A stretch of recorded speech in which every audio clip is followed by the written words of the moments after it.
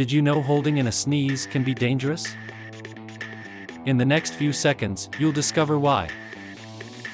Sneezes can travel up to 100 miles per hour.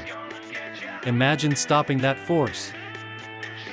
Holding in a sneeze increases pressure in your nasal cavity. This can damage blood vessels and tissues. It might even rupture your eardrums. Scary, right? In severe cases, it can lead to throat rupture. You can also risk sinus infections. So, what should you do? Always sneeze into a tissue or your elbow. It's safer and more hygienic. Never try to suppress a sneeze again. Take care of your health by letting it out. Like what you see? Subscribe for more insightful tips.